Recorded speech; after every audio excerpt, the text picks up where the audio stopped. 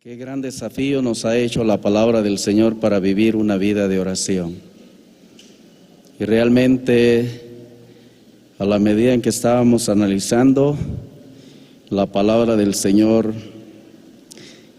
si el Señor ha sido refugio para aquellos que le buscaron de todo corazón, creemos también que lo es para nosotros. Esta mañana quiero compartir con ustedes la palabra del Señor, invitándoles a abrir sus Biblias en el libro del Éxodo. Y vamos a leer con la ayuda del Señor en el libro del Éxodo, capítulo 19, versículo 4. Libro del Éxodo, capítulo 19, versículo 4. Vosotros visteis lo que hice a los egipcios, y cómo os tomé sobre alas de águilas, y os he traído a mí.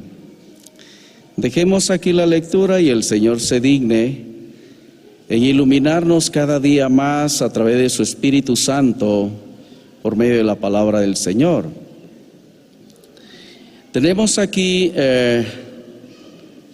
Israel, el pueblo escogido del Señor, aquel pueblo que había estado por muchos años siendo castigado, torturado por el faraón,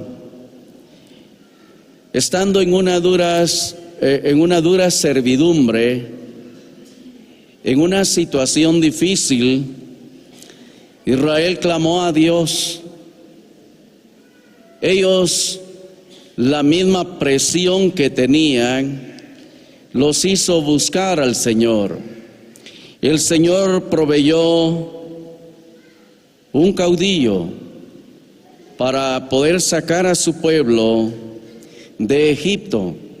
Y la Biblia dice: vosotros visteis lo que hice a los egipcios, cómo el Señor con mano fuerte y poderosa sacó a Israel de Egipto y lo llevó con una promesa tan grande para llevarlos a las tierras de Canaán. Aquellas tierras que, según la palabra del Señor, fluía leche y miel.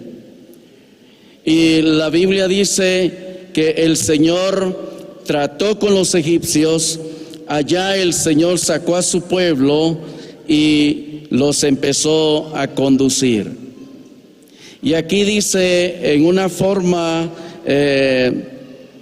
metafórica: y cómo os tomé sobre alas de águilas y os he traído a mí. El propósito del Señor de poder sacar a Israel de Egipto era para llevarlo a Él. En todo el transcurso del camino, el Señor se mostró de una manera muy especial con ellos. Hermanos, en la vida que Dios nos ha permitido, en el llamado que Él nos hizo para venir a Él, ha sido a veces difícil comprenderlo. A veces nuestra mente no da para comprender los designios del Señor, sus propósitos, porque nuestra mente es finita y la del Señor es infinita. Y hay cosas que vienen pasando en la vida como que el Señor no estuviese presente, como que Él no estuviese allí. Y Él aquí en una forma muy hermosa dice: y cómo os tomé en alas de águilas. Quiero animarles, por favor, a ver el libro de Deuteronomio. El libro de Deuteronomio, en el capítulo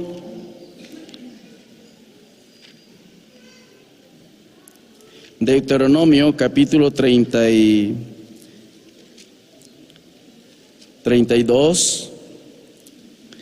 Vamos a leer con la ayuda del Señor el versículo 9. en adelante. Dice así: porque la porción de Jehová es su pueblo, Jacob la heredad que le tocó. Le halló en tierra de desierto y en yermo de horrible soledad. Lo trajo alrededor, le instruyó, lo guardó como a la niña de sus ojos, como el águila que excita su nidada, revolotea sobre sus pollos, extiende sus alas, los toma, los lleva sobre sus plumas. Versículo 12: Jehová solo le guió, y con él no hubo Dios extraño. Gracias al Señor por su palabra. Hermanos, la Biblia dice acá cómo Dios había encontrado a Israel en una situación triste, en una condición terrible delante de Dios. Cómo nos encontró Él a nosotros. Cómo fue la manera en que Dios le encontró a usted. No es que nosotros encontramos a Dios, sino que Él nos encontró a nosotros. ¿Por qué? Porque Él ha hecho todo por nosotros. Él se ha interesado por nosotros. Se interesó por su pueblo Israel, dice la Biblia, que lo encontró en tierra de desierto. Allí donde no había producto, no había una tierra de fructificación. Una tierra donde no había fruto, allí encontró el Señor a su pueblo. Una tierra seca, no había nada productivo. Esto éramos nosotros antes de que el Señor nos llamara a Él y nos pusiera en Él mismo para que llevásemos fruto. Antes dice la Biblia que nosotros estábamos muertos. No había nada para Dios. Todo lo que hacíamos era de acuerdo a nuestro razonamiento, a nuestros sentimientos, emociones y goces. Pero un día que el Señor nos llamó a su presencia, entonces Él nos hizo vivir para la gloria de su nombre. Y ahora hay fruto, ¿verdad, hermanos? Fruto de alabanzas. Qué precioso es oír cantar a la iglesia del Señor a una voz, ¿verdad? Yo guardé silencio unos momentitos ahí para escuchar si estábamos como antes o ya mejoramos. Y me di cuenta que ya mejoramos. Porque todos tenemos el interés de alabar bien, cantar bien al Señor. Y ese es un resultado, es un fruto que realmente Dios ha colocado en nuestras vidas. Dice: lo halló en tierra de desierto y en yermo de horrible soledad. Lo trajo alrededor, lo instruyó. Oh, qué hermosura de verdad este Padre Celestial que hoy tiene la iglesia. ¿Por qué? Porque, hermanos, Él nos ha traído en el andar de nuestras vidas, como a Israel, también a su amada iglesia. Y nos ha traído alrededor. Él está al cuidado de nosotros. Oíamos que la especialidad del Señor es cuidar a sus hijos. Es cuidar a sus hijos. Puede ser que alguna madre, dijo el profeta, o Dios por medio del profeta, descuide a su hijo, abandone a su hijo, aunque es difícil que esto suceda en el corazón de una madre responsable, de una madre que ama, pero en realidad se han visto madres descorazonadas, ¿verdad? Que han dejado a sus hijos al abandono, los han tenido y los dejan ahí abandonados en cajas, en lugares donde no sienten amor por esos pequeños. Pero el Señor jamás hará eso con nosotros. Él siempre nos va a cuidar. Dice, Él lo instruyó. Qué gran paciencia del Señor con nosotros. Venir preparándonos, venir educándonos, venir enseñándonos cómo es sus propósitos del Señor. Cómo lograr entender que Dios está en medio de todas las cosas, que Él está por encima de todo y que Él sabe lo que está haciendo. Hoy, gracias al Señor, ya comprendemos un poquito de esto. No podemos decir todos, hay momentos difíciles, ¿verdad? Momentos como que el creyente se le fuese la luz, como que ya se le fue la confianza, pero no es así. El Señor está allí. Bueno, la Biblia dice acá, le guardó como a la niña de sus ojos, como el águila que excita su nidada. Aquí compara el Señor su cuidado, su enseñanza, su instrucción como el águila que prepara sus pollitos, ¿verdad? Sus hijos, aquellos hijos águilas que le han nacido. Cuando ellos, papá águila y mamá águila, empiezan a calentar los huevos para que aquellos hijos nazcan, el trabajo lo hacen entre los dos. Dice que, bueno, yo he estado viendo la historia un poquito ahí del águila, y dice que el águila, cuando águila macho pone sus ojos sobre el águila hembra, él ya no tiene ojos para nadie más, solo para esa águila. Y cómo aprende uno, vieran, de todo ello. Pero dice que el Señor, como el águila que excita su nidada, la palabra aquí lleva la idea de que el águila impulsa a que sus pequeños empiecen a vivir por sí mismos, que empiecen a ya no depender de sus alas, sino que en sus propias alas van a volar. Ya no sobre las alas de mamá, sobre las alas de papá, sino que ahora van a volar sobre sus propias alas. Empieza aquel entrenamiento, empieza aquel ejercicio, empieza aquella enseñanza. Dice que el águila pone su nido en lo alto de la peña. En lo alto de la peña.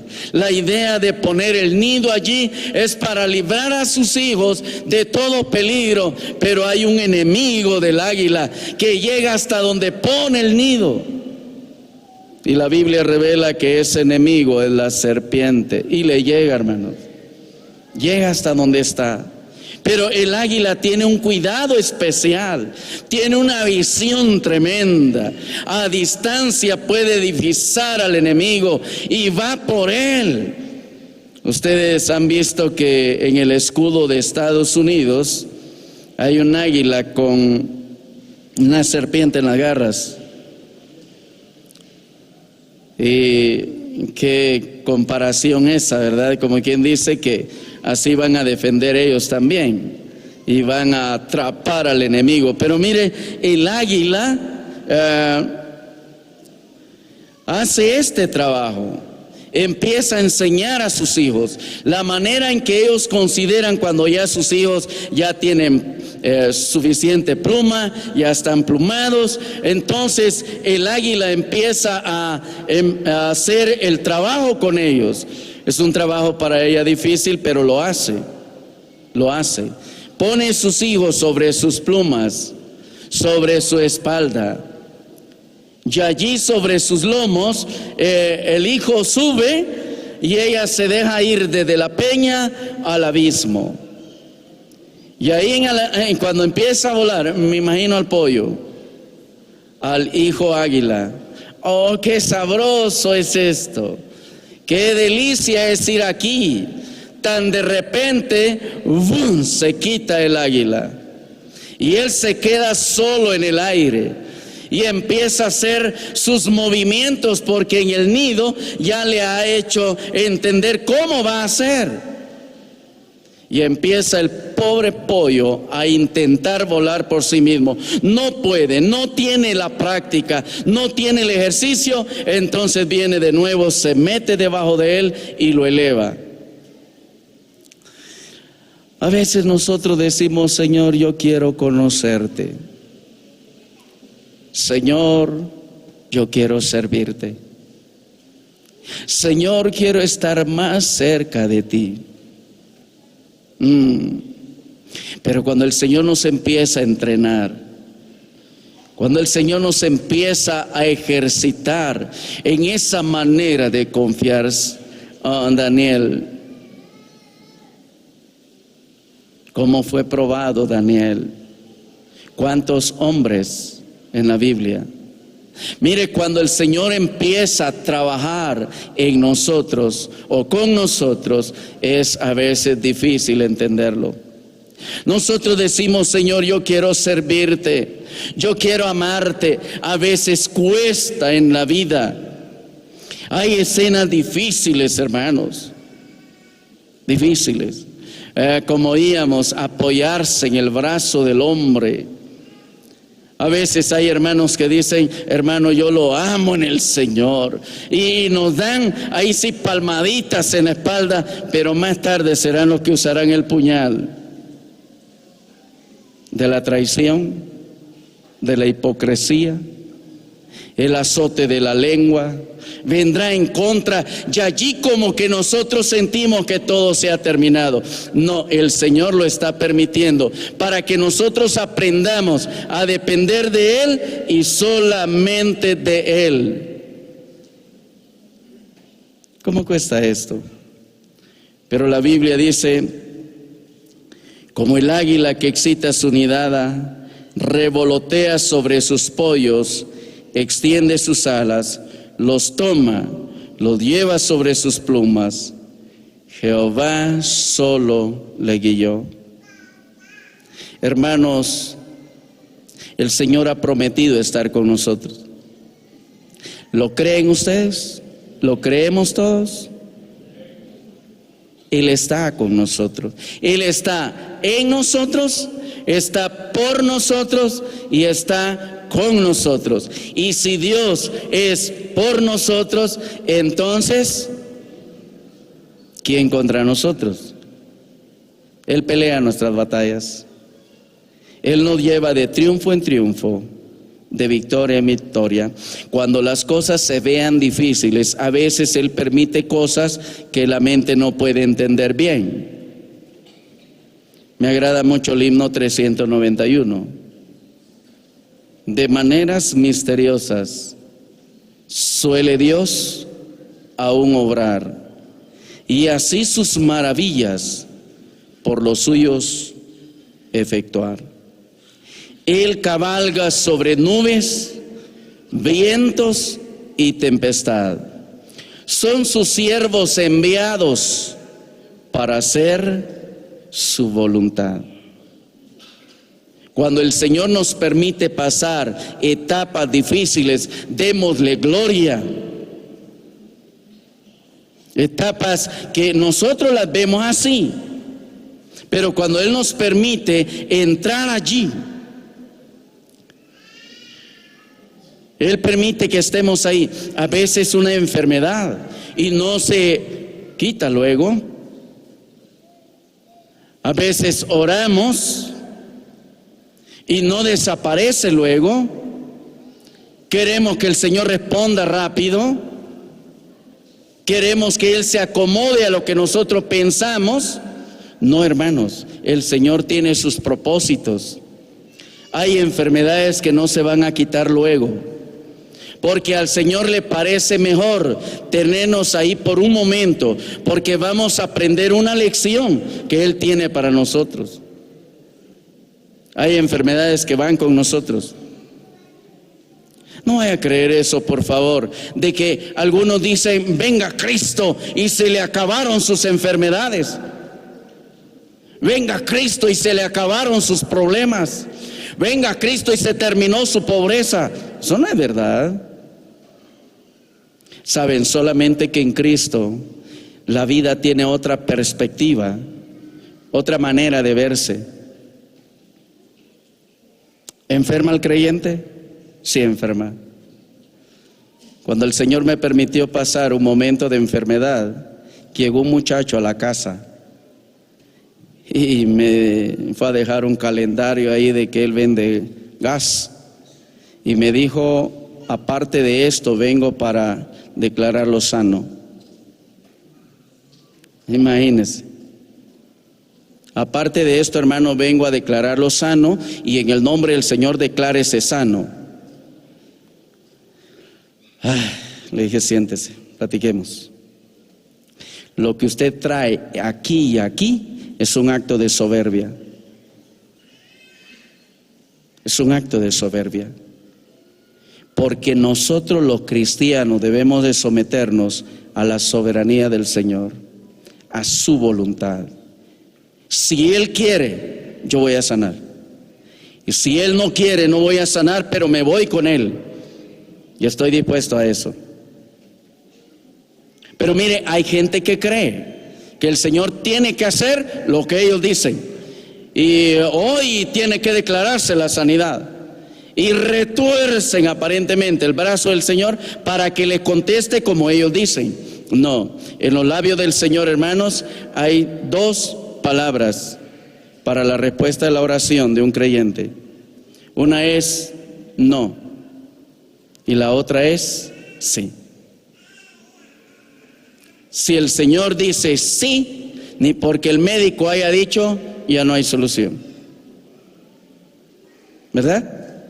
Y si el Señor dice no, aunque todas las iglesias estén ahí alrededor orando, pero no va a pasar. Él va a cumplir sus propósitos en nosotros. Qué bueno es aprender de Él. Él nos trae en la vida enseñándonos, educándonos para estar más cerca de Él.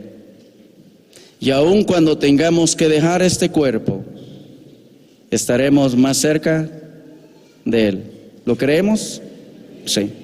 Vamos a morir, pero confiando siempre en Él. Hasta aquí con este pensamiento, que el Señor les bendiga.